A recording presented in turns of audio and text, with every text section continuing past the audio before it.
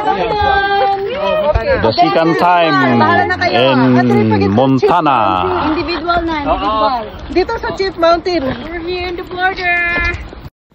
Hello guys, this is our second time in this place, Montana, USA. Sa unang punta natin dito ay nag-drive tayo from Waterton, crossing the border of Alberta to Montana, USA, driving the Sheep Mountain until we exit to Carway, the border of Montana in Alberta and the other side. So this time, nag-drive tayo ulit papunta ng St. Mary. So let's go guys. Samahan nyo kami para makita natin kung ano ang itsura ng St. Mary, Montana, USA.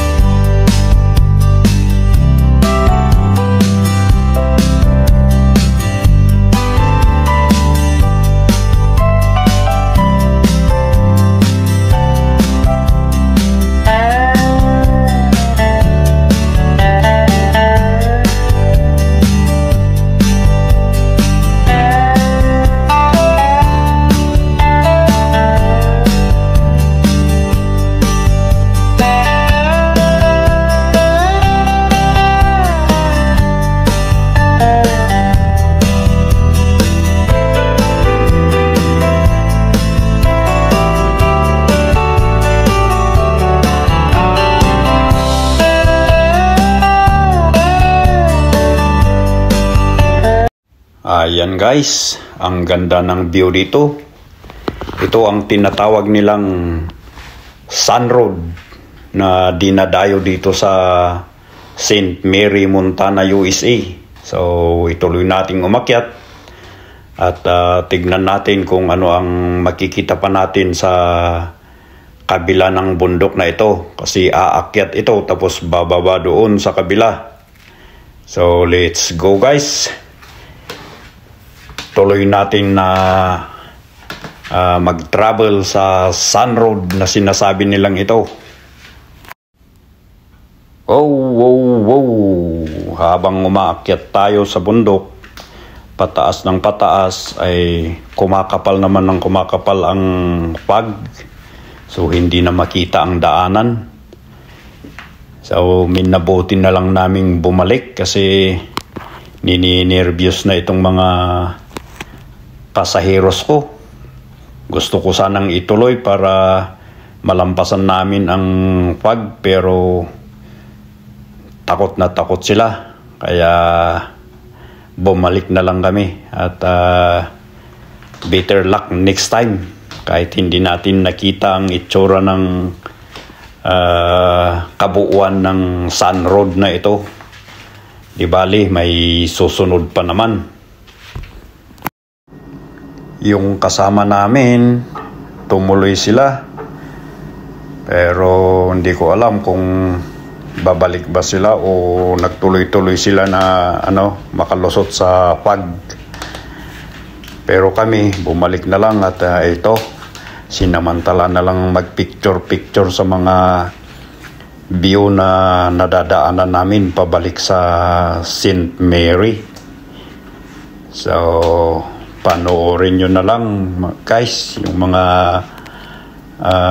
views na na-capture namin along the way going back to St. Mary from Logan Pass. Logan Pass daw pala ang pangalan ng bundok na yon, yung pinuntahan namin na nagpag. So yan, habang nagka-capture ng mga picture sa daanan, eto, nakabalik na kami sa St. Mary. So dito namin hihintayin yung mga kasama naming tumuloy doon sa Sun Road. Sana ligtas sila at walang aberya na nangyari. Kasi walang signal, kaya hindi namin sila makontak. At hintayin natin kung kukontak sila, kung tatawag sila or magtitext